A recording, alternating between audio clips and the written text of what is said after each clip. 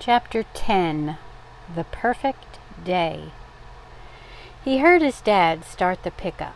Even though there was no job to go to, he left every morning early to look. Sometimes he just hung around all day at the unemployment office. On lucky days, he got picked up to unload furniture or do cleaning. Jess was awake. He might as well get up. He could milk and feed Miss Bessie and get that over with. He pulled on a t-shirt and overalls over the underwear he slept in. "Where are you going?" "Go back to sleep, Maybelle." "I can't. The rain makes too much noise." "Well, get up then." "Why are you so mean to me?" "Will you shut up, Maybelle? You'll have everyone in the whole house woke up with that big mouth of yours." Joyce Ann would have screamed, but Maybelle made a face. "Oh, come on," he said. "I'm just going to milk Miss Bessie. Then maybe we can watch cartoons if we keep the sound real low." Maybelle was as scrawny as Brenda was fat. She stood a moment in the middle of the floor in her underwear, her skin white and goosebumpy. Her eyes were still drooped from sleep, and her pale brown hair stuck up all over her head like a squirrel's nest on a winter branch. "That's got to be the world's ugliest kid," he thought, looking her over with genuine affection. She threw her jeans into his face. "I'm going to tell Mama." He threw the jeans back at her. "Tell Mama what? How you just stand there staring at me when I ain't got my clothes on?" Golly, she thought he was enjoying it. "Yeah, well," he said, heading for the door so she wouldn't throw anything else at him. "Pretty girl like you, can't hardly help myself."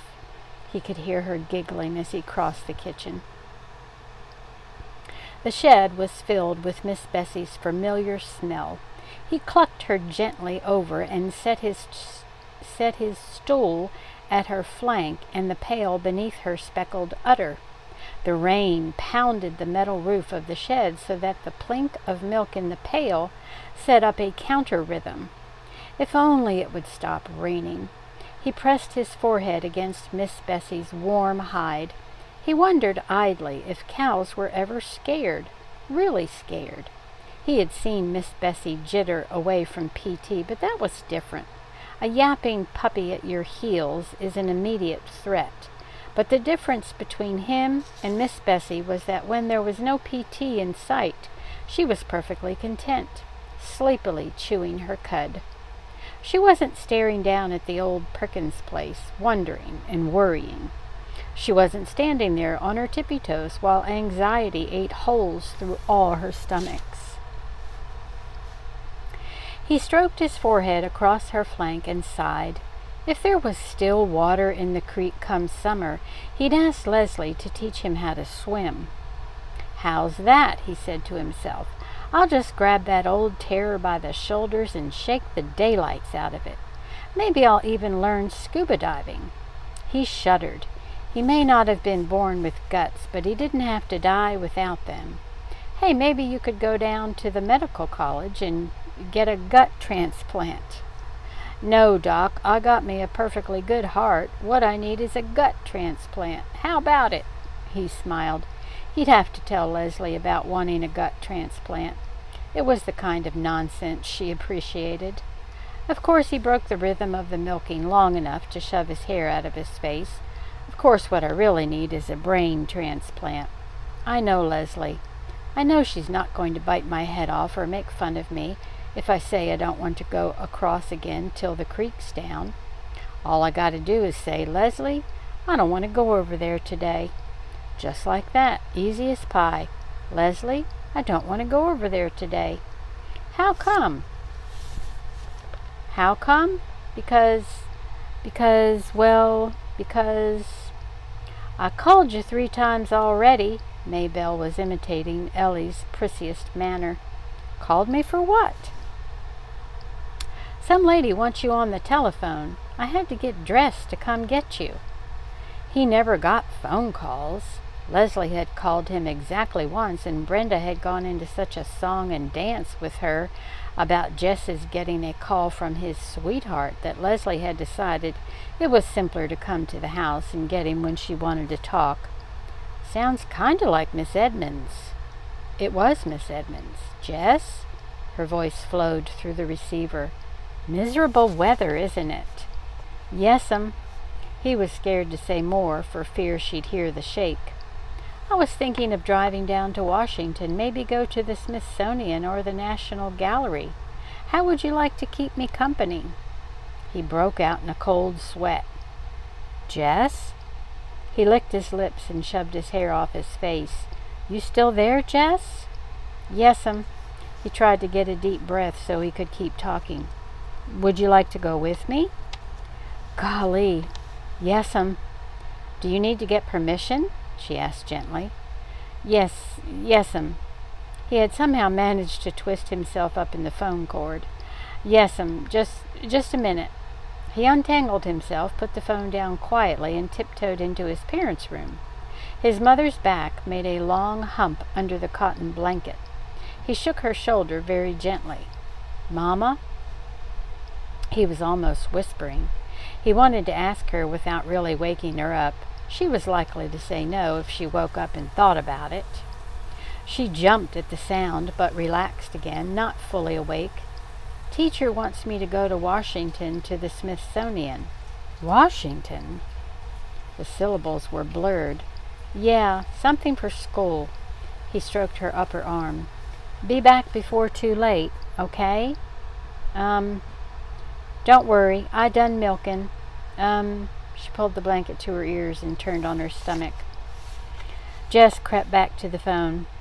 "It's okay, Miss Edmonds. I can go." "Great. I'll pick you up in 20 minutes. Just tell me how to get to your house." As soon as he saw her car turn in, Jess raced out the kitchen door through the rain and met her halfway up the drive. His mother could find out the details from Maybelle after he was safely up the road.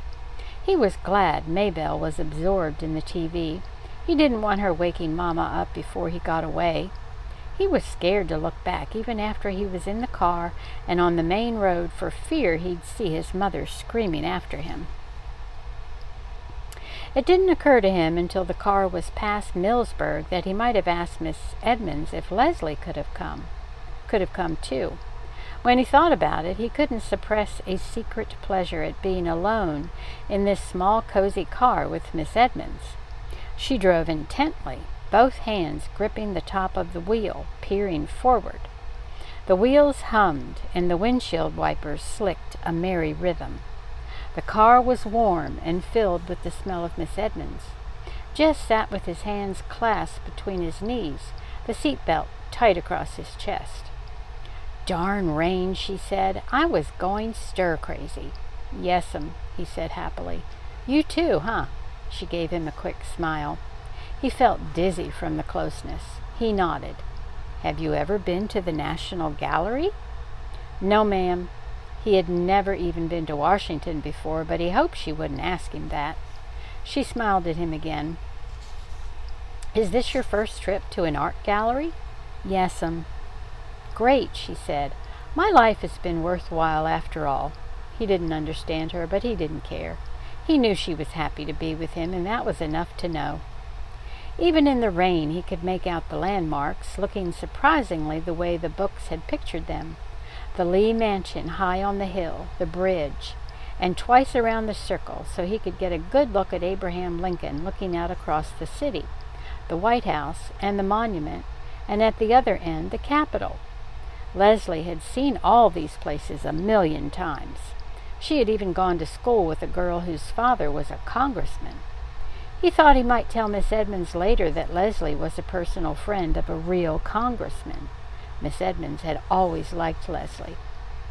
Entering the gallery was like stepping inside the pine grove, the huge vaulted marble, the cool splash of the fountain, and the green growing all around. 2 little children had pulled away from their mothers and were running about, screaming to each other.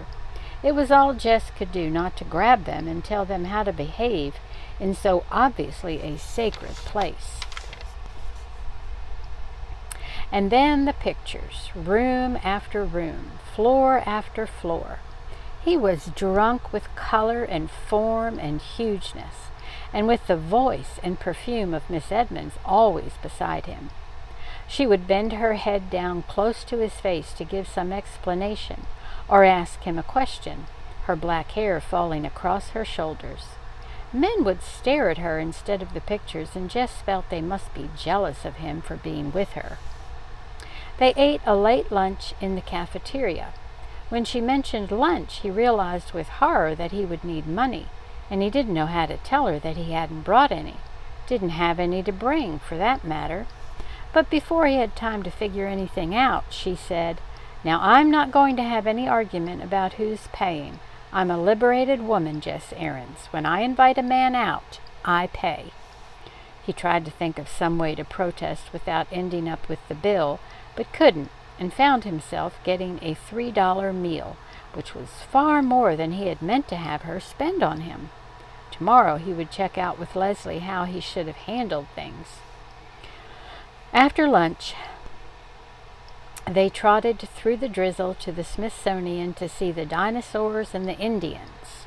There they came upon a display case holding a miniature scene of Indians disguised in buffalo skins scaring a herd of buffalo into stampeding over a cliff to their death, with more Indians waiting below to butcher and skin them.